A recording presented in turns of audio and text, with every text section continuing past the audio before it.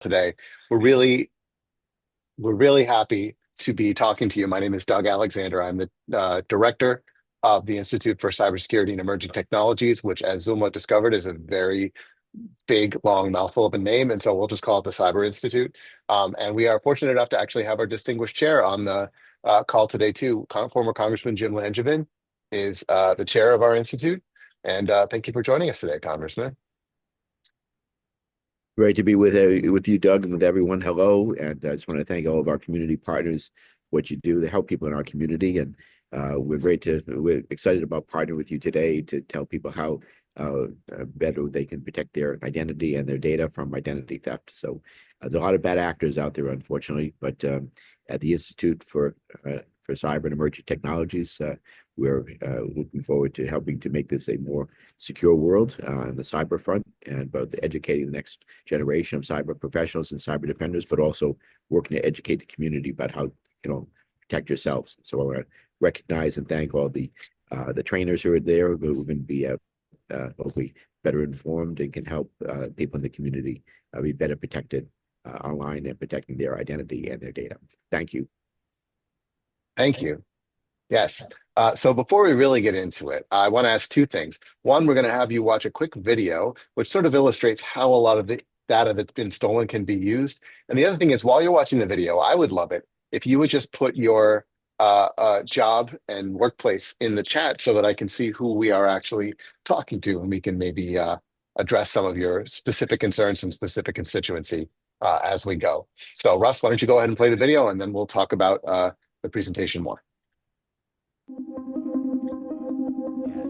So I invited a few of the world's best hackers to try to hack me and show me where my vulnerabilities are. And now I'm going to meet them in Las Vegas for DEF CON, the biggest hacker convention of the year. They're going to hack me using social engineering, which is essentially hacking. Mira knows two law offices. And Jade said she wasn't trying to contact you. Maybe it was the pocket Do you want to call. do a sample phishing call? What's phishing? Phishing is voice solicitation, and basically what you do is you use the phone to extract information or data points that can be used in a later attack. Let's do it. Okay. Who are you going to call? Maybe I'll call your cell phone provider and Okay. see if I can get them to give me your email address. I bet they're good. I bet they have my back. But yeah, go for it. I'm going to spoof from your number, so it's going to look like it's calling from you. Okay. Hi, I'm so sorry. Can you hear me okay? My baby, I'm sorry. My husband's like, we're about to apply for a loan and we just had a baby and he's like, get this done by today. So I'm so sorry. I can't call you back. I'm trying to log into our account for uses information and I can't remember what email address we used to log the account. The baby's crying and can you help me? Awesome. In just 30 At seconds, gmail.com. Jessica gets access to my personal email address. Now, if I needed to add our older daughter on our account so she could call in and make changes, how would I need to go about doing that? You would have to send me a secure PIN through a text message? Yeah, well, the thing is, I don't think I'll be able to receive a text message if I'm on the phone. Oh, I'm not on there either? So I thought when we got married, he added me to the account. Jess uses my girlfriend's name and a fake social security number 5127. to set up her own personal access to my account. Wait, I'm sorry, so there's no password on my account right now? Can I set that up? She even gets the support person to change my password. Thank you so much for your help today. So she just basically blocked me out of my own account. I'll get her fed after this. All right, thank you. Holy shit. So they just gave you access to my entire cell phone account. You're gonna have to go on and change your password now because it's Jess, my name. And all it took was a crying baby and a phone call. Yeah.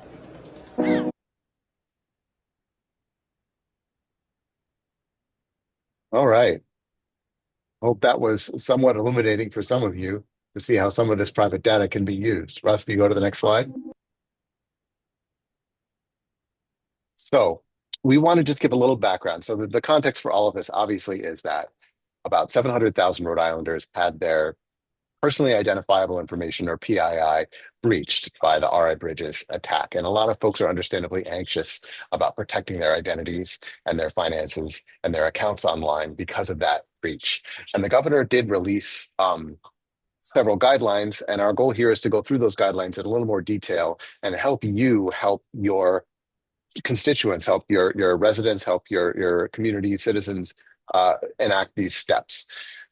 Primarily, when hackers hack, they're hacking for profit. I know we have for fun and for governments there, but what we're worried about is people trying to get money and other assets out of these individuals.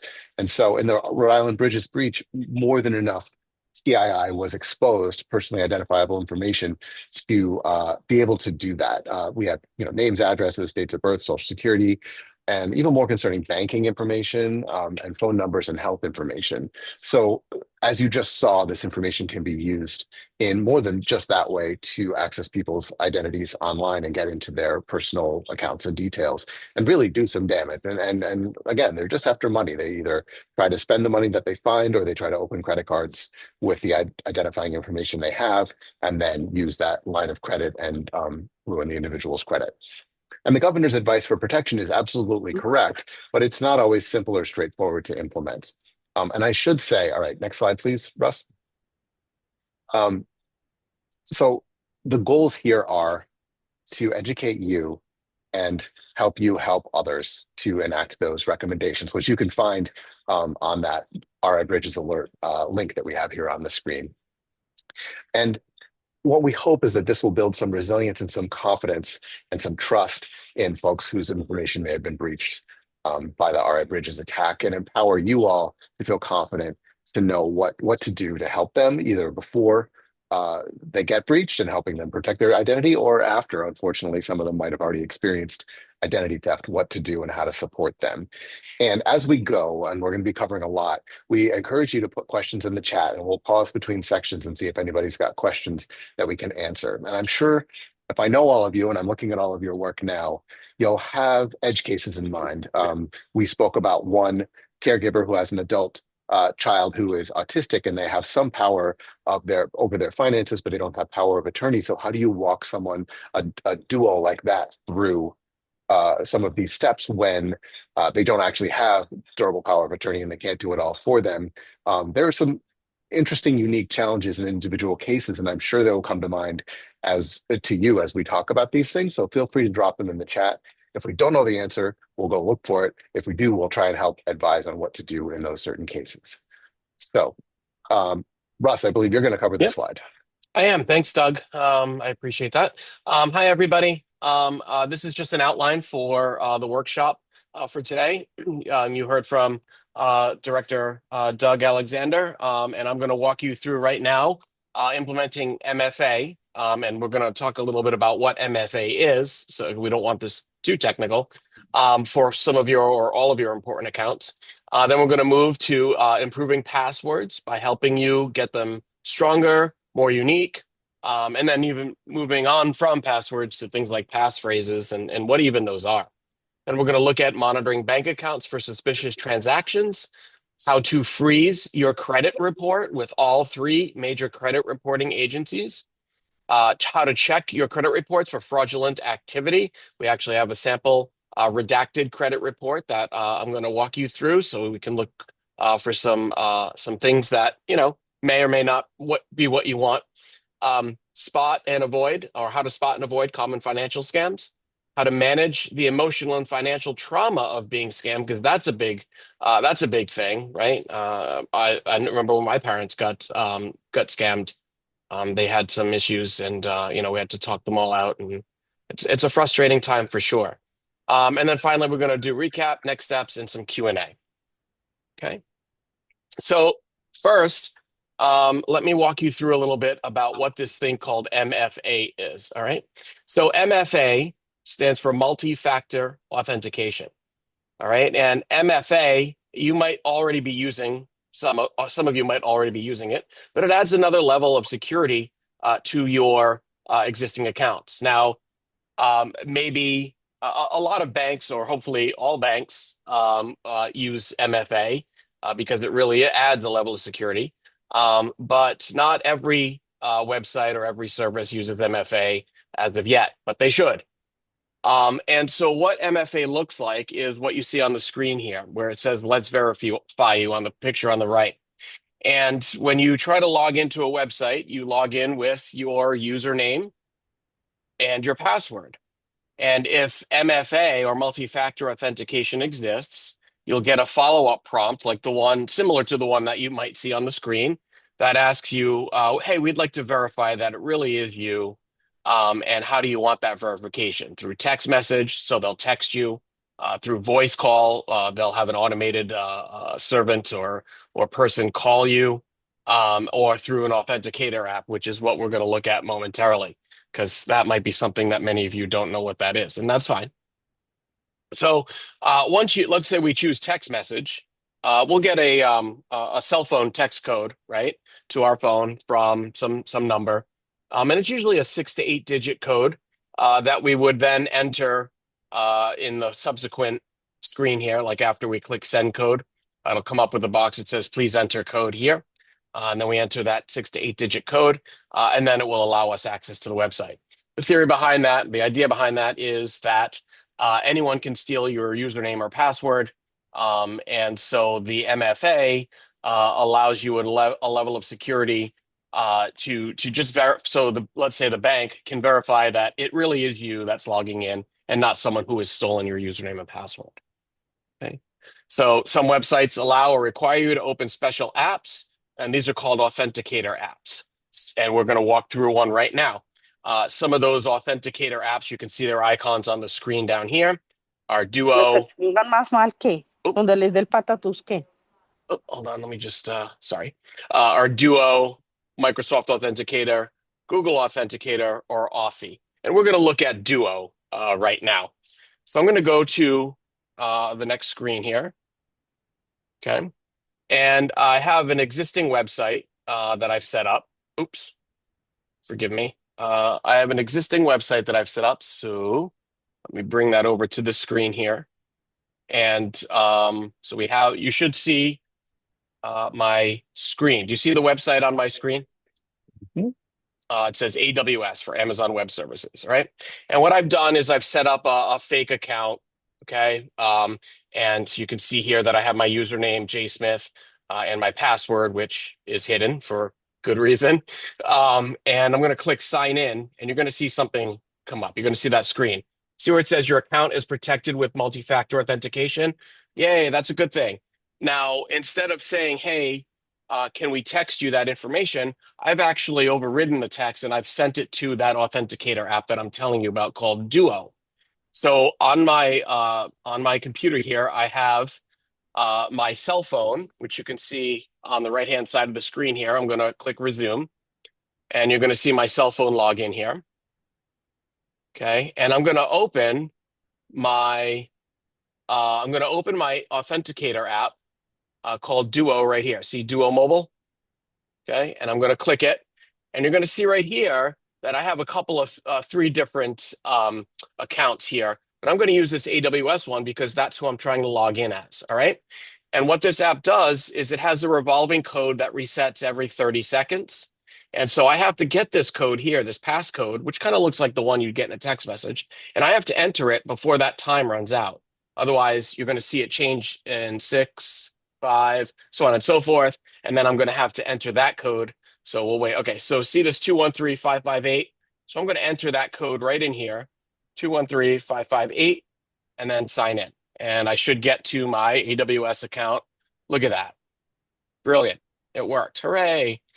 So we're in now. And the idea is that if somebody steals your username and password, or even your cell phone, and you have MFA set up to text you, this is another level. Using an app is another level by which you can secure your information. Okay. So that's a little bit about how an authenticator app works. And so that's where we're at. So let me move forward here. Okay. So improving passwords. Yeah, so I just want to add a little bit onto the MFA discussion, which is that the best way to do it is what Russ just did, having the app on your phone. Text messages are a bit problematic with MFA because people can steal your phone number and hijack what they call hijack your phone number and get those codes to them instead of to the intended target, which is you. if people are, and we understand that using an app and setting it all up is probably a lot for some folks, constituents. So if anybody wants to use the text message format, what we recommend is that they set a PIN on their mobile provider account so that SIM hijacking is a little more difficult. And that's essentially MFA for your mobile account, where you have to know that 4 or 6 digit number in order to make changes. And if the attacker doesn't know that, then they can't get your phone number. So that's the thinking around not using phone numbers and texts if you can help it for MFA. But we understand it's not. It's sometimes it's better than nothing, right? And the risk of SIM hijacking is lower than the risk of someone stealing your credentials and just using it on an unprotected account.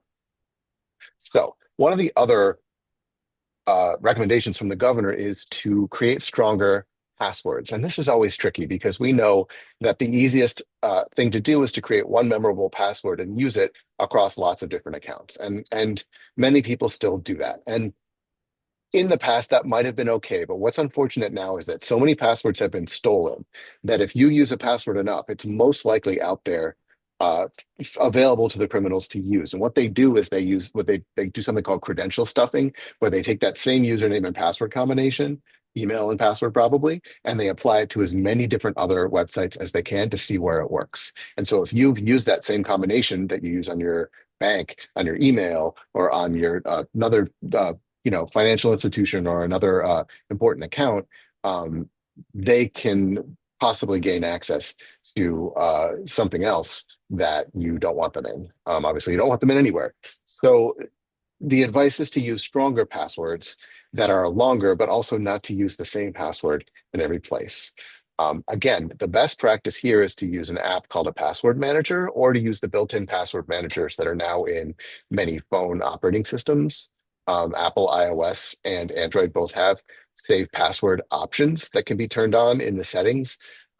Another way to do it is to create memorable passwords using the name of the site and a passphrase. So one of the one of the things about passwords is we've all been told use a complex password, right? Everybody's gotten that instruction to use the combinations of letters and numbers and uppercase and lowercase and special characters, but only these special characters, not these.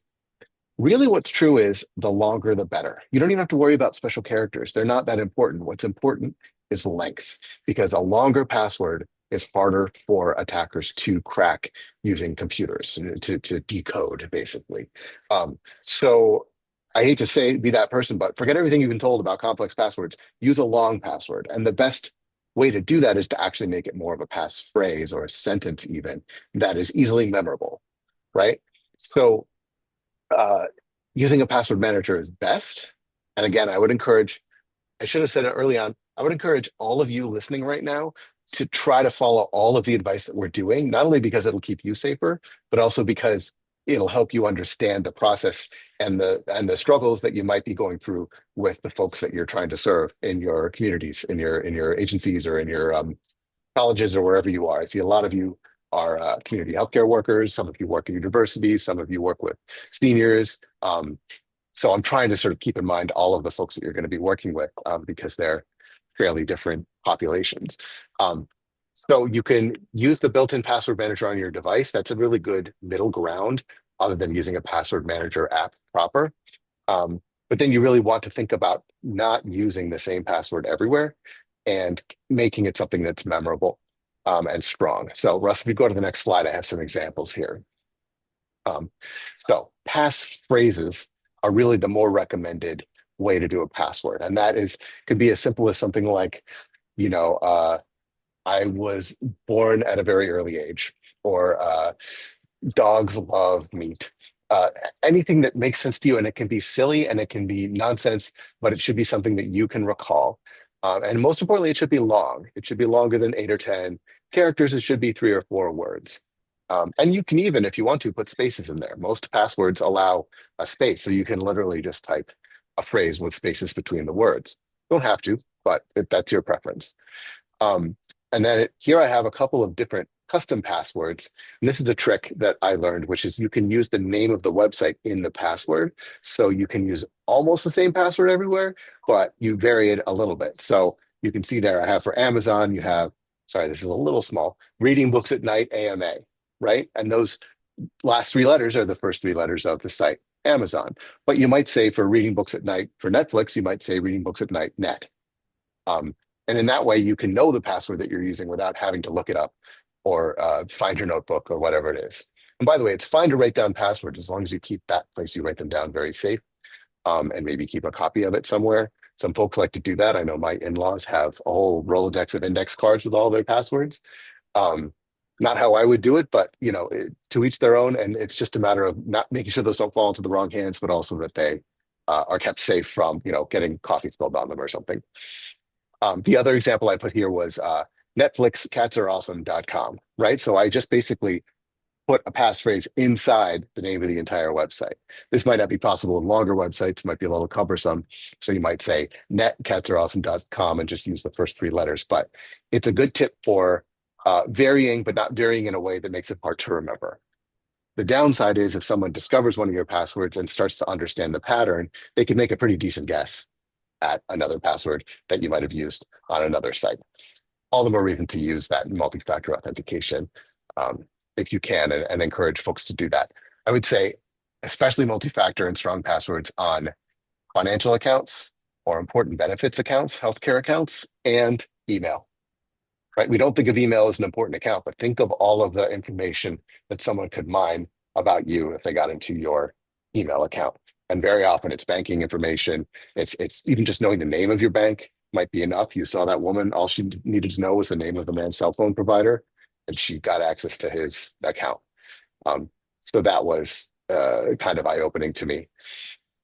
And then if you really can, we recommend 1Password, which is the number one, and then password for a password app. It's fantastic. It's not that expensive, does cost a little bit of money. You can use it across all of your devices. You can share passwords with family members. My family uses it extensively, and it made the whole password sharing and remembering a whole lot easier because it can also just generate random passwords for you, and you just put them in and you go, and you know they're long and you know they're secure. That's the ultimate. So if you've got folks, if you're helping folks who are capable of something like that, definitely push them in that direction. That's the best way to go. But you've got some backup options if you need to. I should also add, of course, all of these slides are going to be available after this call for you to refer to. Okay, Anastasia is going to tell us about monitoring bank accounts. So unfortunately, with the breach and with just daily life, opportunities exist for people to be able to get access to your banking information and to potentially take advantage of your banking information. And so one of the things that I have thought about several times throughout my career has been about how can we monitor our bank accounts and what can we do in order to ensure that our financial well-being is protected. So the things I've thought about are things that are mostly available from your bank. So you do have to, unfortunately, contact your bank to put a lot of these types of processes in place. But these are things that are generally free and that your banking people are willing to help you put on your bank account to help you monitor your banking to ensure that you don't have fraudulent activity coming through your accounts. One of the things that's interesting, and I'll talk about this more later in the presentation, is that your bank or your financial institution, credit card company or whatever, is your best and first line of defense in many of these situations. They have more of a vested interest to help you or help your client than anybody else because they lose money when fraudsters take your money. So I just wanted to mention that the very first phone call I make and have had people make when I have been made aware that they were having to work through a breach of some sort is to call their bank and have their bank assist them. So again, we know in the breach that there was bank account information that was unfortunately available in the data that was taken. So things that you can do. One is if you have online access to your bank account, which I highly recommend, is using the app that your bank provides to monitor your bank information. Also, Apple Wallet, Google Wallet, you can attach your credit card information and things like that and make it where your phone can be an alert, basically an alert station for things that are happening on your credit cards and bank information. So all the credit cards that I use are attached to my Apple Wallet on my phone. So I actually get a notification every time a transaction comes through. So that means if I have set up my credit cards to pay a monthly recurring charge, it will send me a notification on my phone and let me know that that recurring charge has happened. So I have set all that up. So all of that happens through my phone. You can also set up emails as well as text messages for transactions over a certain dollar amount. And again, all of this is generally available from your bank for free. So I have it set up, and what limit you want to set on those types of alerts needs to be the amount of money that if you or the constituent you're working with, if they lost that amount of money, that would hurt them. So for some people that might be $50 to $100. For some people it might be $250. Some people it might be $500. You have to set that limit based on your level of comfort. But I literally get emails every morning of any transaction that has occurred in my bank information overnight. And the reason for that is if you can catch something that has gone wrong within 24 to 48 hours, I would say 90 to 95% of the time, the bank can reverse the transaction and get the money back from the fraudsters. So monitoring your banking information on a daily or at least every 2 to 3 days basis is really, really important because, again, if something goes wrong, there's an ability to get it back. So if by some chance you find an unauthorized transaction, please call your bank fraud hotline. And I know Doug has been kind enough to put together most of the fraud numbers for every bank in Rhode Island, so that we have those that PDF available to you on the bottom of the slide. If you'll click on that link, you'll be able to get to those customer service numbers. We wanted to put that together for you to make it easier for you to find for your particular bank information. But if you'll call the fraud hotline, they tell them what you are seeing on your transactions that you believe is fraudulent. They can, and many times, reverse the transaction. If it's a credit card, they'll reissue you a new credit card number. There are some credit cards that will give you what I call multiple numbers. So I have a card, an Apple card, and it has a different card number for an internet transaction, an Apple Pay transaction, and for the actual card itself. And they don't print the card numbers on the card. So if by some chance in the imagination you have a fraud on your card, they can change your card number without it having to replace your card. So I would look into anytime you have an opportunity to work with a bank that has those types of offerings in their service providing, I would totally take advantage of that, because again, that way you're not completely left in the dark with no ability to pay for anything if by some chance you were scammed. So these are all just great ideas of using your phone, using email, using text message, and just really utilizing the free services that your bank provides to help you keep a good eye on your bank accounts and prevent the fraudsters from getting access to your funds.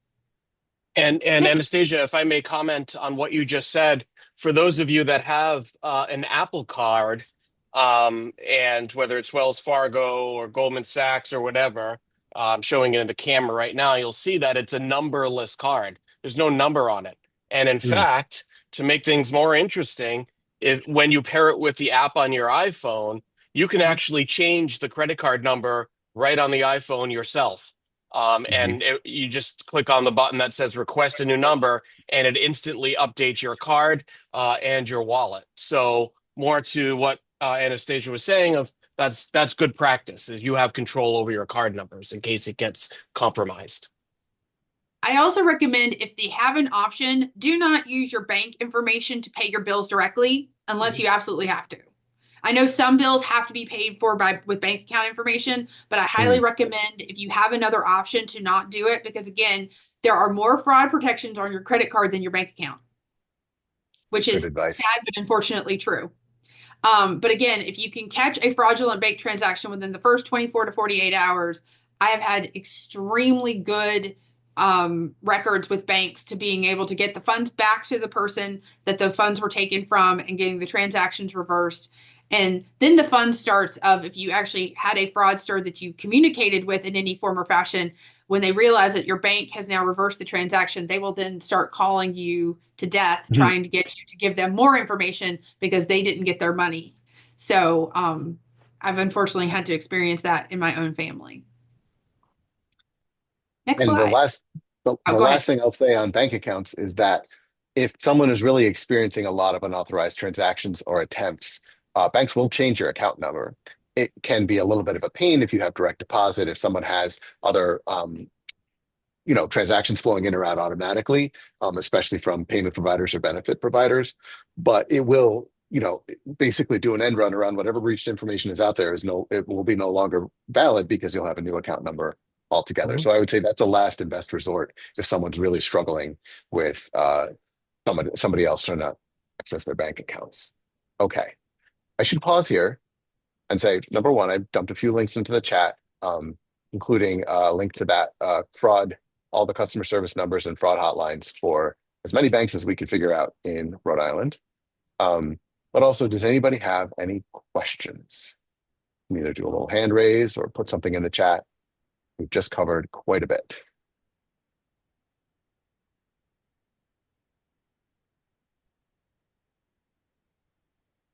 This is the teacher and me leaving room for silence. I don't see any hands raised in the Don't either. participants box. Yeah. All right. Super. Well, then we'll continue with the gripping topic of how to freeze your credit reports. And actually, this is, if I have to say, that there's one big thing that I would say you should help all your folks do and that you should do yourself, it's Mhm. freeze your credit. Because even if someone has your financial information, even if someone has your identity, they'll have a lot more trouble opening up loans or credit cards or getting any kind of money, new money from you if your credit is frozen and inaccessible, even to you until you thaw it, right? So I'm going to talk a little bit about how to do that. And this is one of the governor's guidelines that's near the top. So when you freeze your credit, there are three different credit agencies that you need to do it with. Unfortunately, this is our system. So we'll talk about how to freeze them with all three: Equifax, TransUnion, and Experian. Mhm. A credit freeze, we'll talk about what that is and what it does in the next slide. Mhm. And then we'll talk about how freezes are different from other services and also what a fraud alert is relative to a freeze, because I believe they mentioned fraud alerts and freezes in their advice. So, Russ, if you wouldn't mind going to the next slide. Mhm. Here are the three major credit bureaus. And importantly, the links are really easy to start your freeze online. Again, we recommend doing it online if possible because it's the easiest and fastest way to do it. It is absolutely possible over the phone for anyone who's hearing impaired. There are services for that as well. The credit bureaus and the credit report site are pretty accommodating when it comes to accessibility. But I would start with Experian.com, Equifax.com, TransUnion.com/freeze. In all cases, will get you to the starting page for a freeze. Next slide, please. Sorry. All right. So all three bureaus offer this freeze. Freezes are free. The easy way to remember that is that freeze starts with free because there are other services that they will try to show: monitoring, credit locks, all kinds of other pay for services. They're not necessary to stay protected. A credit freeze is all you need. It's the ultimate protection and it is free. Um, a fraud alert, on the other hand, is also free, but it's not as hard as a credit freeze. It only puts a notification on your account saying if somebody tries to do a credit check or anything like that, they'll try to verify that they are you or connected to you before they let it through. But it's not the same as a freeze, which requires action from you to lift the freeze. A freeze is absolute, stops everything. I have had them on all three of my accounts, and a couple times I've gone in for loans or whatever, applied for a new credit card, and I forget, and I get the screen that says, actually, we can't continue this because we can't access your credit report. And I'll be like, oh yeah, and I'll go and I'll unfreeze it on the bureau in question. Everything goes just fine. Um, it's a nice peace of mind knowing that your credit is protected. All right, next slide, please, Russ. So, how do we do this? Well, it's different for all three, of course, because why would it be easy? And it is requires a bit of personal verification of information before before you can actually open an account, right? So you have to go to each of those freeze sites, open an account, and then prove that you are who you say you are. Now, in the case of this is Experian that's showing right here, that is pretty easy if it works. Your last four of your social and your phone number are all you need, and if those two are associated in a credit record on you, then they'll say, "Yep, we believe you. You can put a freeze on it." Um, but Russ, if you hit spacebar and go to the next build on this slide, this is what this is what TransUnion requires, which is a little bit more. Still not that onerous. You've just got your name and your address and your email and your mobile number, and they will verify that you are who you say you are. So I don't even think there's social security number in there. There isn't. Um, so every site is a little bit different. I have a step-by-step guide that I'm dropping in the chat right now that's linked down there below, credit freeze and report checklist. This is a fairly easy to follow guide on how to get through both freezing and reporting, and Russ is going to talk about reporting in a second, because it is different for every site. But it shouldn't be that onerous. Now, the trick is if this verification doesn't work for whatever reason, you do have to do a little bit more. And so part of what that checklist entails is what other documentation do you need to collect in order to prove that you are who you say you are, either on the phone or over mail or even online, right? They'll ask you questions that only you, the consumer, should know, or the person you're working with should know. Typically stuff like what credit cards do you have? What is your monthly payment for mortgage, if you have a mortgage? What is your monthly car payment? Things that would be in your credit report that only you would know. What are your previous addresses? That sort of thing. It's just to prove that you are who you say you are, because only you know this constellation of information about you and your history.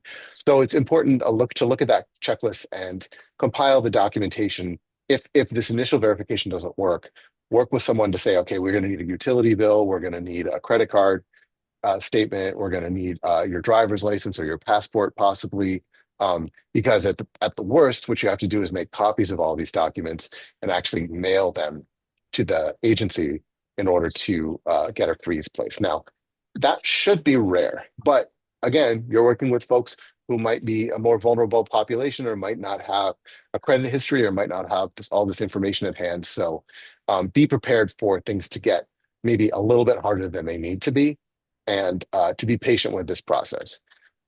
Once you do have an account created, it's very, very simple to actually enact the freeze. And Russ, if you go to the next slide, the next three slides will see what it looks like when you've frozen your credit on each site. And they have some pretty easy to follow interfaces. Go back to the first one. You can see there's a little flipper right there, unfrozen, frozen, and then it says schedule a thaw. So a thaw is when you lift a credit freeze temporarily, which you might need to do if you're applying for something and they just need to check your credit today or tomorrow. You can put a thaw on. I usually do it for 2 or 3 days, and then it goes back to frozen automatically, right? So you're not lifting the freeze, you're just thawing it just enough. So you can do that for all three sites as well. And I should add, you can do this all with a phone app. If someone is smartphone capable and is willing to download an app, they can use the same account creation steps and access their accounts online to lift a freeze with the credit bureau's app. Sometimes it's not always obvious which bureau you need to lift, so you'd need to talk to a financial provider, bank, or whomever, and ask them which credit union they're actually using. Sorry, which credit bureau they're actually using to check your credit. All right, so Russ, you can step through the next couple there. This is what it looks like, I think, for Equifax and now TransUnion. And see, some of them call it thaw and some of them just say temporarily lift freeze. Same thing. I don't know if anyone out there has frozen their credit already. If you have, you've probably encountered all of this. If you haven't, you really should. You really should right after this, because it is a super good idea to not leave your credit wide open. Why aren't all credit reports frozen automatically? Because this is how the credit bureaus make their money, is through credit checks. So they don't want to freeze. They don't want you to freeze your credit unless you absolutely want to, because it deprives them of just that much more revenue off of your credit information. Okay, and then we mentioned before, freezes are free. What is not a freeze? A credit lock.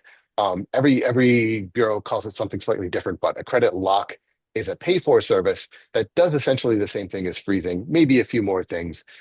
And they say it lifts instantly versus a freeze, which can take up to 24 hours to thaw. I've never had a credit freeze lifted in less than 15 minutes, in more than 15 minutes, I should say. It's usually very quick. So I think they're trying to kind of scare you into saying, if you really want to be able to lift a freeze quickly, use a lock instead. I have not found it to be true. I have not found this to be very necessary. And then they'll also try to sell identity monitoring. But the good news is, in the case of Rhode Island bridges, if there is any good news, it's that Rhode Island is offering free Experian credit monitoring for 5 years to all victims of the breach. So let's talk a little bit about what that is and how to enact that, because folks might actually come to you with the letters if they haven't already and ask you to help them uh, uh, institute this credit monitoring. So Russ, would you go to the next slide, please? So Rhode Island sent out a letter. This is the generic template, but it'll have the actual consumer's information in it, talking about what happened in the breach, what was Rhode Island Bridges, and what they're doing. And of course, there's the call center that they set up with Experian.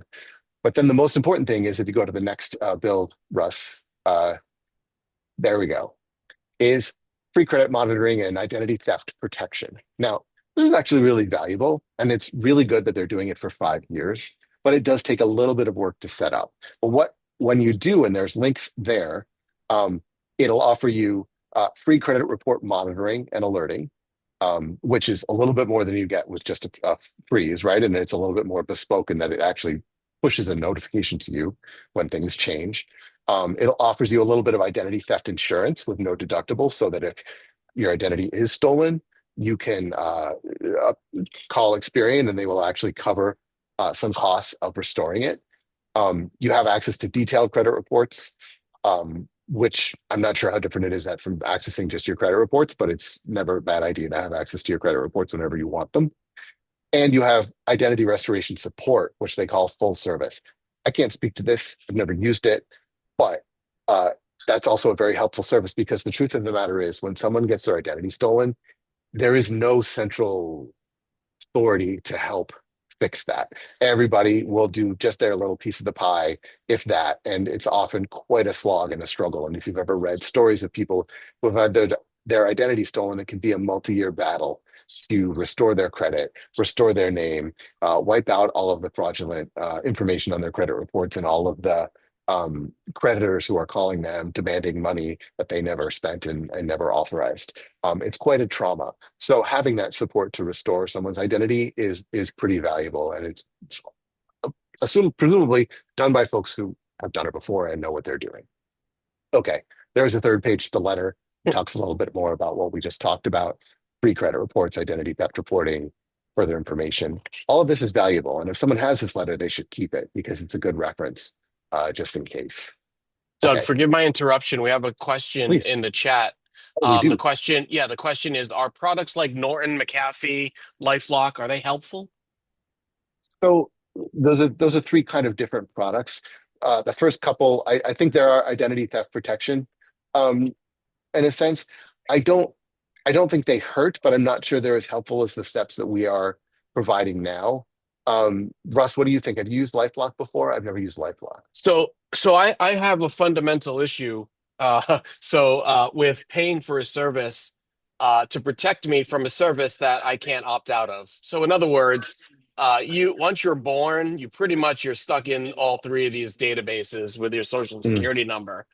And so since I can't opt out of that, and none of us can, I just don't want to pay for a service that supposedly is protecting me from, yeah, or at least notifying me should those services get compromised or my identity is out there on the dark web or on the web. So no, I don't like using LifeLock myself, but I'm not saying it's a bad product. I just don't want to pay for something that I feel I should get for free. So. yeah. And for those who don't have the free monitoring, there is such a thing as identity theft insurance as well, and firms that will protect you and do all the things that we just detailed. Essentially, what they are is putting everything in one place and making it easy to purchase. But most of it you can do for free by yourself if you have the persistence to do it. So it's kind of a matter of paying for time over. But I'm not sure that these are as good, like Russ said, as just doing what we're detailing right now. And, I and don't. so just since it's there, Norton and McAfee, as Doug, you alluded to, those are a little bit different products, although they do build in some sort of financial security. Mm, These products, like Norton or Symantec, and McAfee, are what are known as endpoint protection products. You might know them as mm, antivirus or anti-malware. And those are important to have on your computer, or at least some iteration of those. There are free versions out there like Avast, and so on. And but you get what you pay for. I pay about $80 a year for a professional's grade, if you will, anti-malware, which has built-in financial protection, but not mhm. LifeLock, or not to the level where they're going to report to me if my credit, any of my credit reports have been compromised or anything like that. Yeah, and I'm Also, looking as at the. an interesting note, LifeLock has been hacked twice. Mhm. Wonderful. Yeah, So, yeah. It's an issue of who you can trust. Yep. yes. So Russ, if you just go to Yeah. the next slide, I just talk a little bit about the Yeah. actual steps of setting up this monitoring. The thing to know is, A, it can be done on the phone. There's a phone number there at the bottom and it's on the letter, but also it's different for adults versus children. So there's two different services that Experience offering. One is the ID Works and one is the Minor Plus service. So it just depends on the age of the person that you're trying to protect. Also, this runs out at the end of April. So if people got these letters and want to do it, they should do it very soon, and get it done. So I would encourage you, if you know folks who've received these letters, don't sit on it. Actually, go out and get that identity monitoring because it is valuable. Okay, so thank you very much, Doug. I'm going to talk a little bit now about how to obtain free copies of your credit report. What I'm going to say is that there is really only one authorized vendor or service from the federal government that allows you to access these three credit reports for free, and that is, and don't let the name deceive you. I'm going to update you in a second, but it's annualcreditreport.com. Okay. And even though it says annual credit report, you can actually get them free weekly. During COVID, the credit reporting agencies that Doug told us about, all three of them decided, hey, we're going to update these every week, or let you download these every week, and for free. And so that just continued on after COVID, which is good. I mean, it used to be once a year, now it's once a week. I like to, let me just show you. So here's what the site looks like right here. And you know that you're on the right one, where it says annualcreditreport.com. And then it has the only source for your free credit reports authorized by federal law. All right. This is the site that you should use. When I did this last, maybe about a month or a month and a half ago, it took me about a full 15 to 20 minutes to get all three credit reports. So you got to give yourself a little bit of time. And I'm familiar with the computer, so imagine that.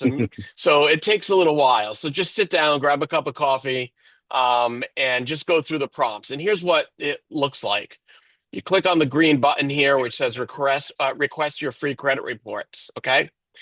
Now, what you have to do is you have to fill out a form. And unfortunately, you have to repeat this process all three times to get all three credit reports.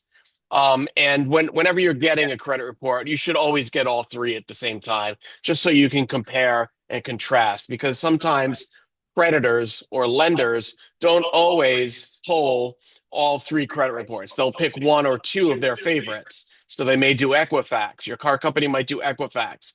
A credit card might do TransUnion. And then a third vendor or lender might do both of them, right? Or they might just do Experian. So you should really get all three every time you log in. And I know it's extra time, but it's kind of worth it. So once you're here, you click on request your credit reports, and you're going to fill out a form. See, it has your first name, your last name, and anything with a red asterisk are required. So I have a middle name, but I don't really use it. And notice how it's not required here. So I don't have to put it in. So I can put, James Kirk, Okay, and then you can put a suffix here, but it's not required. And you can put your birthday in. Now notice it wants 2-digit month, 2-digit day, 4-digit year. Okay. So it wants that. It wants your social. Okay. And if you want to read a little bit about it, you can read more information by mousing over the I button here. Gives you a little information. Then you have to enter it again to verify so that you know that it knows you're entering the correct one. And then you're entering your current US address. So address, apartment, city, state, zip. Okay. And if have you lived there for 2 years or more? Yes. If not, then they're going to ask you to identify yet another address where you previously were.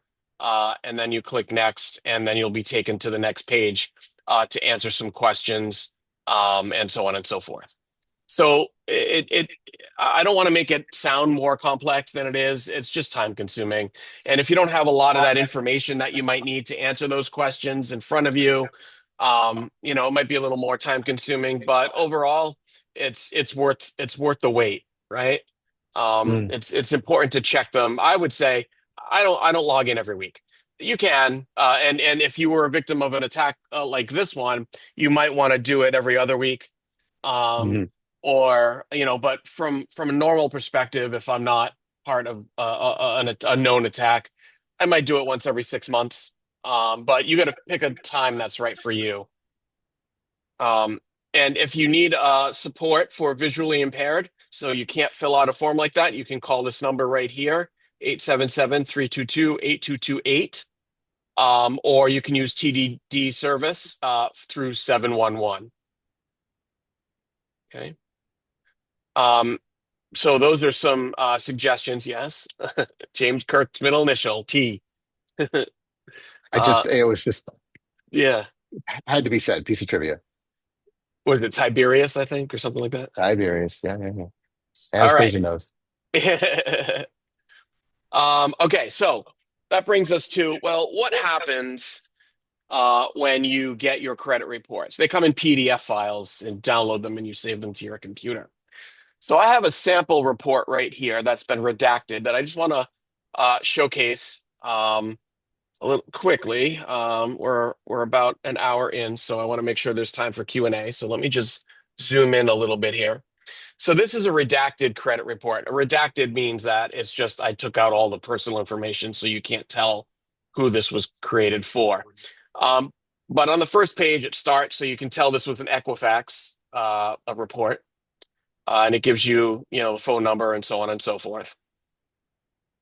And then gives you your footer here. Notice how it's 70 pages. The older that you are, the more credit, conceivably, that you might have built over the years. So the longer your credit report. Okay. So in the Equifax version of the credit report, we start with a summary, and it tells you, when was this obtained? December 23rd.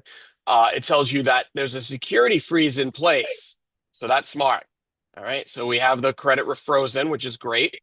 Fraud victim, there's an initial alert, and file blocked for promotional purposes. That's just file status. I'm not quite sure what that means, but that's fine. And then it tells you how, average information about how long you keep your accounts, the length of your credit history. And so usually that's the time from which you opened up your first account. Accounts with negative information. In other words, if you've ever had any repossessions, or closed accounts because you failure to pay or something like that, that's where you would see this number here, like 1 or 2, so on and so forth. Tells you, oldest account, most recent, and so on. But the information I want to call your attention to is this right here in this table. And you have different types of accounts. You've got revolving, mortgage, installment, or other.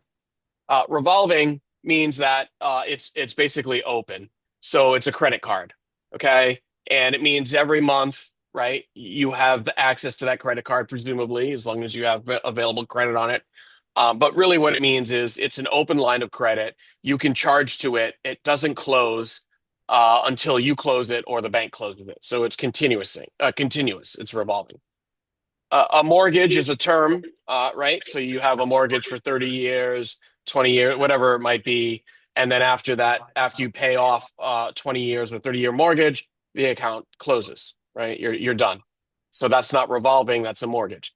And then for installments, that would be like potentially something like a student loan that you've consolidated, or maybe even in a consolidation loan, or like a car. So those are the different types of accounts that exist. And then you'll see all the balances and all that kind of stuff here.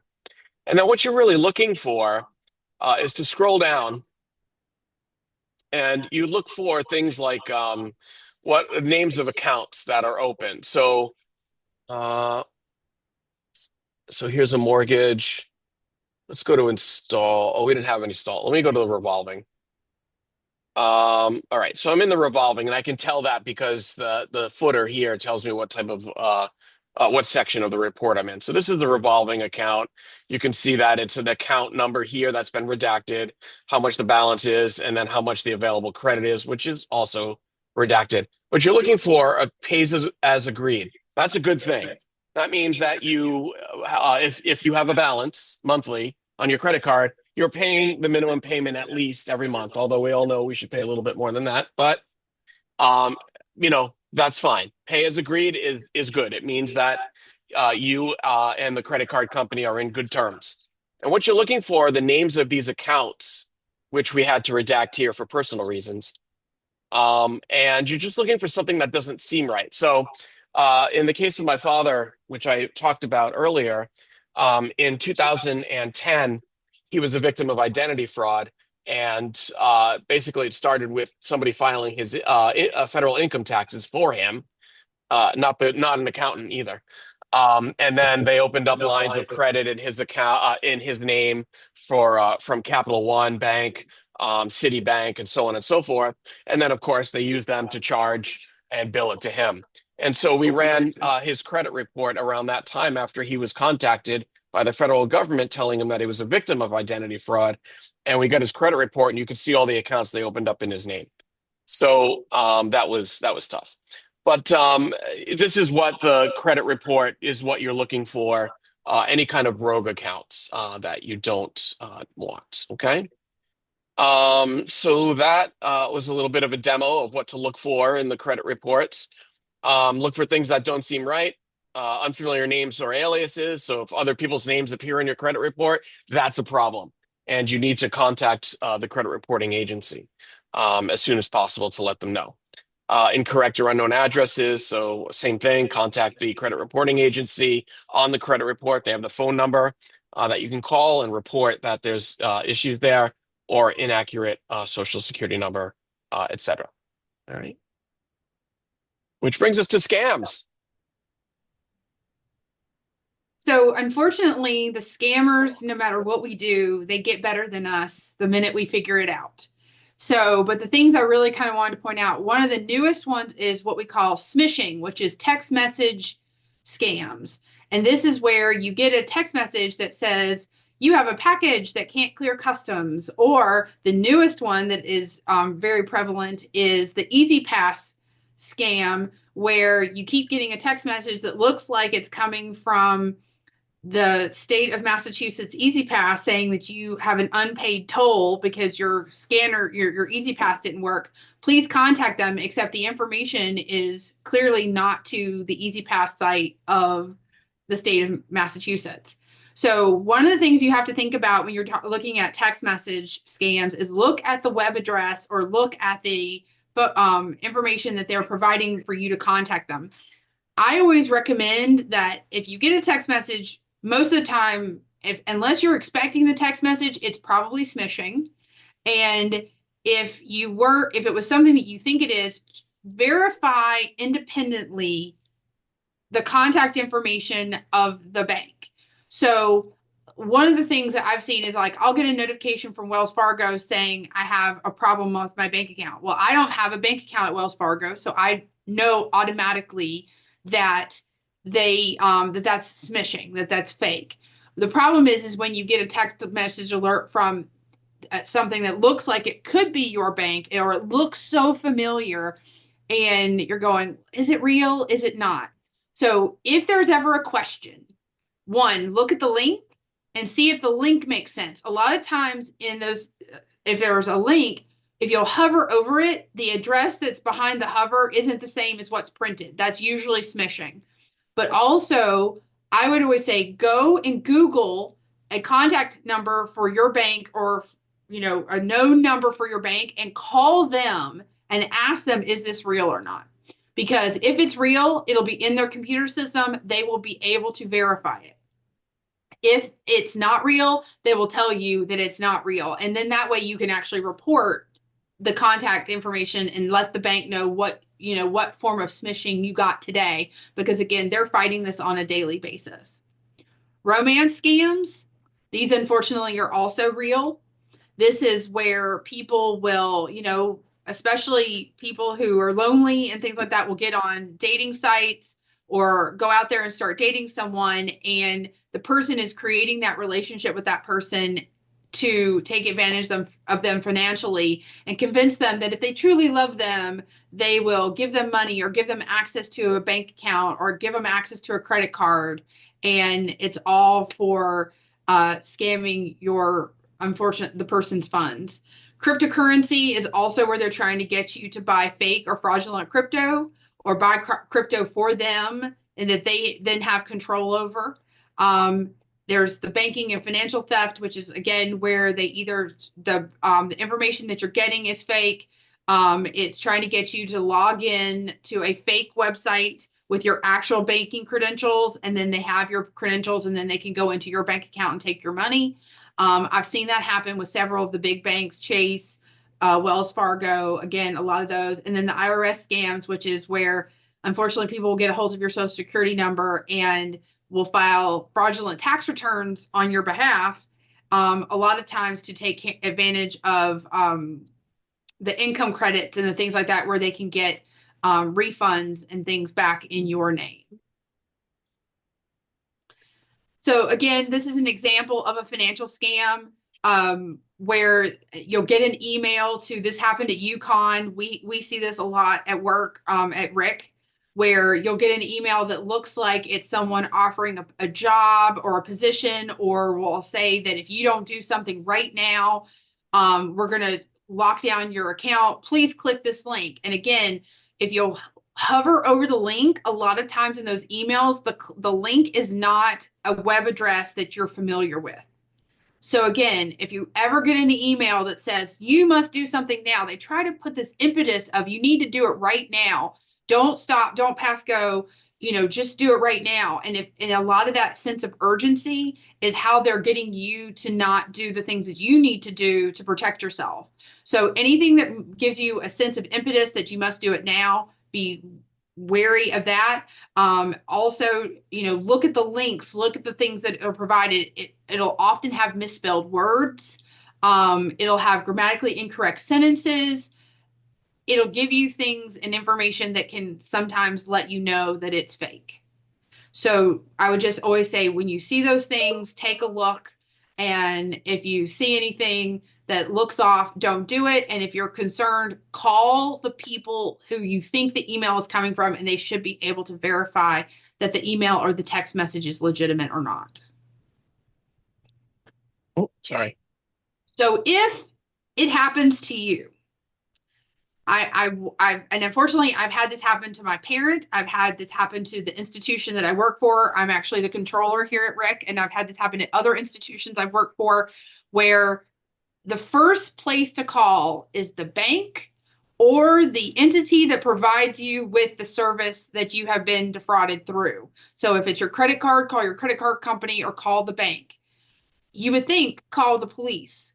Nope, call them 5 calls later. I promise you, you want to call the bank or the financial institution that they've used to breach you. And the reason is because the sooner you contact them, the sooner they can stop the transactions. And again, if there's opportunities to get your money back. My mother was defrauded last summer through someone who basically took over her computer and convinced her that they were Microsoft selling her this expensive software to be able to fix her computer when they were actually the fraudsters. Luckily, she called me that afternoon and told me about it. And so I told her to hang up the phone and call her bank, because they were able, she'd actually ACH, so she'd electronically transferred the funds to the fraudster, but because it was within 2 hours, they were able to get her money back. And of course, then the fraudsters start blowing up her phone, calling, trying to get her to give them new banking information because they're upset that they no longer have her money. So again, your best and first line of defense is to call the bank or the fraud department of any of the major credit bureaus and put a fraud alert and put a fraud freeze on your on your credit and on your cards, because that'll make it where no one can do anything without you authorizing it first. So do that. We also recommend that you file a complaint with the Federal Trade Commission. That is a little bit more challenging. I tried to do that the other day for one of the smishing attempts that came through my phone, and they require a little bit more information than one would like, but we do highly recommend doing it. Please keep records of all your phone calls, reports filed, correspondence, etc. You may need them in the future. You may need them to prove if something happens, because a lot of times they'll steal your identity information and they might do one account right now, and then they might have more of your information, wait a couple of months and do it again. So again, you might need those records from this time to help you with fighting it the next time it happens. So highly recommend that you keep all your records. And then I do recommend that you do eventually file a police report. And when I say eventually, I mean make the first 5 phone calls first and then file your police report. It's important to have that record, so that again, if you ever have a problem further on down the line, you can prove that that you had done all the things that you needed to do, you had corresponded with all the correct people, and you filed a police report. And again, if you need, if you're going to invoke insurance, any type of cyber insurance or fraud insurance, you will need a police report to show that you filed one in order to utilize the fraud insurance or cyber insurance. Anything else you guys want to add? No, I think that was No, great. Yeah. very good. So the next slide is what I want to add, which is that we are hopefully trying to reach all the folks that you're trying to reach before all of this happens. But we recognize that obviously this is a thing and it's all too common. And so some of them may have already been victimized. And it's important to understand that being victimized is really a trauma of sorts.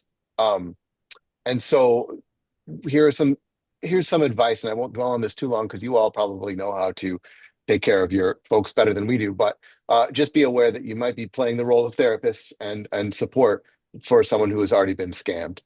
So these are steps that are important to take, and I'm going to try and finish up here so we have time for questions. But it's important, really, the takeaway is they can undo this. They can get control back. It is possible to regain control of their accounts and their identity. It might take some time, but you and other folks are there to help them. And so if you go to the next slide, Russ, here are some avenues of support for fraud victims. The Cybercrime Support Network. Oh, Oops. can you go back? I don't know what Skyline. Yeah. Cybercrime Support Network is a national organization that helps victims of scams, and they even have group support, but they have great advice on their website. And they do run groups for victims of romance scams and crypto scams, which are two of their most frequent kinds of scams, unfortunately. And those can be, romance especially, can be particularly traumatic because it's not only playing with your emotions, but then they also take them for all the money that they have, really. The Attorney General's office has a consumer protection unit that is here to help as well, and to help cases of people being defrauded. Rhode Island Legal Services offers free legal services to low-income folks who have been affected by identity theft, and there's the link for them there. And then AARP also has a fraud watch page with lots of good advice, but also a helpline, network helpline for their members, for seniors. So there are people out there to help. Unfortunately, it's nothing is comprehensive. Probably the best you could do would be to get the Experian ID monitoring if you qualify for it for free. So let's go to the next slide. So just to wrap up, those are all the steps that we recommend taking. It's a lot. It just took us an hour and 15 minutes just to talk through them. So we get that this is not an easy thing. We're not trying to downplay the simplicity of it, but we are trying to paint a picture of why it's necessary, and hoping that you all will try it first before you help other folks, so that you're a little more prepared, but also you yourselves are protected. So please share this. We will make these slides available Please know that there are authorities to reach out to if you or someone you know has been scammed, and we make all of these resources available after the fact so that you can access them. And the next step is now just if you have questions. I see a question from Karen in the chat. For anyone who wants to buy anything on a website, like shopping, what type of way is it better to use an ATM or a bank card? Yeah, so there are protections on credit cards for misuse in case somebody steals your number. But one thing I like to do is actually use temporary card numbers, and there are several services that'll do this, and even some credit card services offer this. I use a service called privacy.com where you can actually generate one-time use or single vendor locked credit cards, and you can set limits on it. And so it links to your bank account, but you're giving it a credit card number that is newly generated and only useful in that place or only useful for one time and only useful up to a certain amount. So you've got all these other protections around it that you wouldn't necessarily have on your actual credit card number. There are several services that offer those kind of numbers, that kind of generation. And if you log into your credit card's website, you might find that they offer temporary numbers as well, maybe through their app or maybe through the site or through a browser plugin, something like that. I like privacy.com because it's, even if you pay for it, it's relatively inexpensive. And it offers a browser plugin which will generate numbers for you on the fly. So when you're shopping, you can, and you don't even have to use your real name. You could use a fake address. It all goes through, and you've not given away any of your personal information or your credit card numbers. Any other questions? Anyone need clarification on anything we said? Like I said, there's no substitute for doing it. I'm hoping that some of you are planning to go home and spend a fun evening freezing your credit. Or just freezing. It's winter. All right. Well, there's our info there. If you need to contact us, you can reach Russ and me together at cyber@ric.edu. And there's the Institute phone number. We are here to help. We're hoping we will continue to be here to help for you and for you all and for your residents or your constituents or you students. I saw some of you work at Brown. I myself have a Brown student, so thank you very much for helping there. And thank you so much for coming today. Please don't hesitate to reach out if you have questions, and please download the materials so that we can continue to assist you remotely. And we wish you all the luck in helping everybody stay safe, including yourselves and your coworkers. Anyone from DHS want to say any last words? Soma or Marie? Soma? Corey? Yes, Rory. Slides will be mailed. Yep. Yep. Hi, this is Tori Metzler. I'm the assistant admin for CSDL. I just want to thank everyone for coming, and we'll make sure everything gets out to you. Thank you so much. Thank you all. Take care. Have a good night. Thank you so much.